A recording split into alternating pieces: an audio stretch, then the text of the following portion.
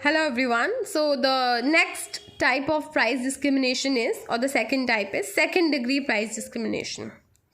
What happens usually is that when a consumer purchases more units of any particular good, then his willingness to pay for that particular good actually reduces. Okay, so basically the reservation price, what you call as the maximum price the consumer is willing to pay for a particular good, actually reduces with increased consumption of that good. That is classic consumer psychology. Okay, and because this happens, and this usually happens in the case of some necessary goods being supplied, for example electricity, fuel, water, and in such a scenario the firm can discriminate by actually doing some sort of block pricing. So basically allowing discounts on the basis of some quantities being consumed by the consumer. We'll explore more about it as follows. A firm can discriminate according to the quantity consumed in a scenario where the number of units purchased actually decline. The reservation price the consumer is willing to pay declines with the increase in number of units purchased. So what the firm can do? Firm can discriminate according to the quantity consumed. This is called second degree price discrimination, and it works by charging different prices for different quantities of the same good or service. It comes in two types. One is a quantity discount, and second is what we call block pricing.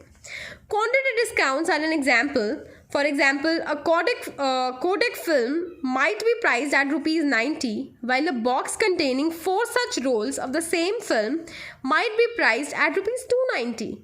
That means one particular film now costs on an average 72.50, as against an individual film being bought for rupees 90. You can actually do good by buying a pack of 4. That means it's sort of a quantity discount. Okay, and that also comes under second degree price discrimination. So you're charging lower with increase in the quantity consumed.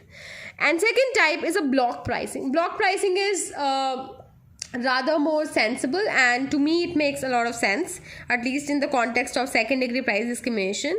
Another example is block pricing by power companies, natural gas utilities, and municipal water companies. And in fact, a very classic and a good example is that of the telecommunication companies.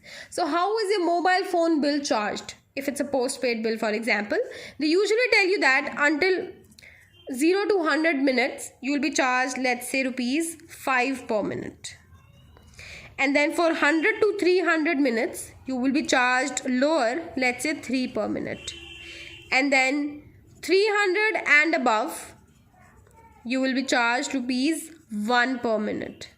That means, what is the firm doing? The telecom firm is trying to make certain blocks of quantities and accordingly charging you a price. So classic example is that of a telecom company, and that's quite relatable to you as well. Other than that, the examples are obviously with respect to electricity consumption. Electricity consumption is also charged in terms of certain blocks.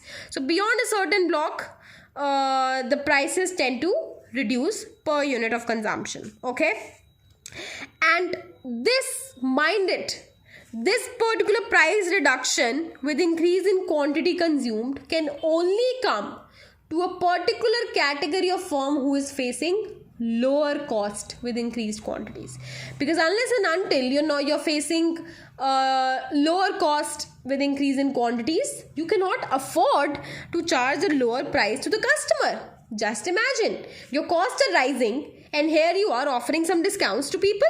You're saying, okay, you consume 300 and above and I'll charge you 1 rupee per minute. That means you're actually operating on a loss. So for any firm to be able to do block pricing, the first and foremost condition is that the firm should be facing decreasing average and marginal cost curves. Now let's come to the diagram. As we can see, average cost and marginal cost curves are declining, because that has to be happening. Otherwise, this firm can just not afford to do block pricing. Okay, because that would otherwise result in losses, right? So, and this only happens with the firms who are operating at good scale economies. So when there are increasingly economies of scale, the average and marginal cost have such a shape that they are declining. Okay, now this is your marginal revenue curve and this is the demand curve. What happens in second degree price discrimination is that this quantity block is being made. If there was a single price being charged, first of all, if there was a single price being charged, that would be at a price MR equal to MC. So that brings forth a price of P naught and a quantity of Q naught. But now because we are doing second degree price discrimination, what I'll say is that till the point of Q1, I'll charge you a higher price of P1. Then between Q1 and Q2's consumption, you will be charged P2. Then between Q2 and Q3, you will be charged P3. Can you go any further? No. Because this is the price last, as I've written P last, where price is equal to average cost.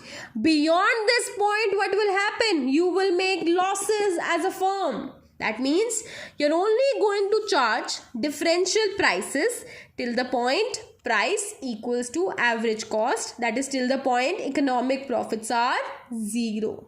Okay, so that's how block pricing is done. And what happens is that despite lowering of prices, this particular firm does not lose in the market because it is facing decreasing cost curves. Okay, so economies of scale are happening to this firm, and because of that it is able to charge a lower price with increased consumption, and hence both consumers and producers are happy, as consumers get to enjoy good consumer surplus and producers get to make good profits. Okay, and as you might have also noticed, a peculiar feature about this particular price discrimination is that this is being done by firms who are natural monopolies. Okay, because a monopolist has the advantage to to charge a different price, and also so basically this could be a case where either very few big firms are operating like telecom, or where there's just one firm operating like electricity, water.